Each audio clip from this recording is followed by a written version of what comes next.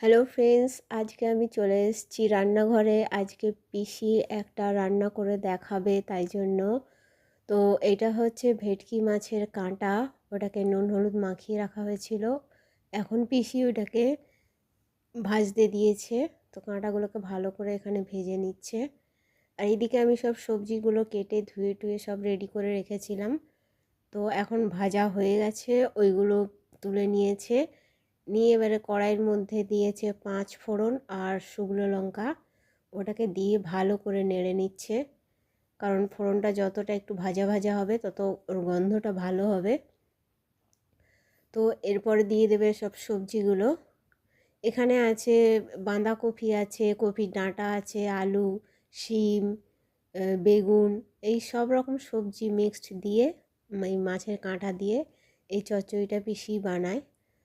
তো সবজিগুলো দিয়ে একটু ভালো করে নেড়ে চেড়ে নিল। পিসি একটু আস্তে আস্তেই করে, কারণ পিসি অত জোরে জোরে পারে না এখন। তো ওইগুলোকে খুব ভালো করে নেড়ে নিয়ে মিশিয়ে দিচ্ছে।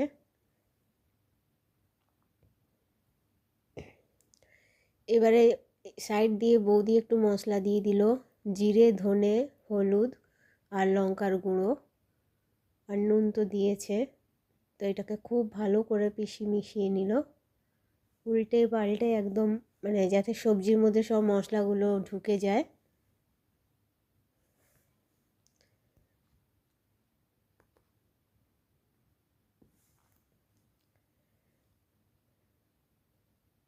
এই যে এখনও নেড়ে যাচ্ছে।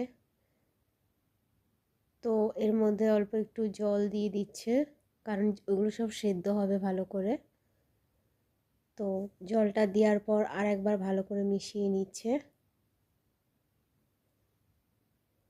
এরপরে এটাকে ঢাকনা দিয়ে দেবে কিছুক্ষণের জন্য, যতক্ষণ না এগুলো ভালো করে সিদ্ধ হয়ে যায়। এই যে এখন চাপা খুলে দেখছে সেদ্ধ হয়েছে কিনা। কাঁটাগুলো এখন দেয়নি, কাঁটাগুলো একটু পরে দেবে। ভালো করে আবার নেড়ে নিল, উল্টে পাল্টে বেশ ভালো করে মিশিয়ে নিচ্ছে। এই যে দেখছে সেদ্ধ হয়েছে কিনা। তো সেদ্ধ হয়ে গেছে। এখন সব কাঁটাগুলো দিয়ে দিল। কাঁটাগুলো দিয়ে এই কাঁটাগুলোকে আবার খুব ভালো করে মেশাবে সবজির সাথে।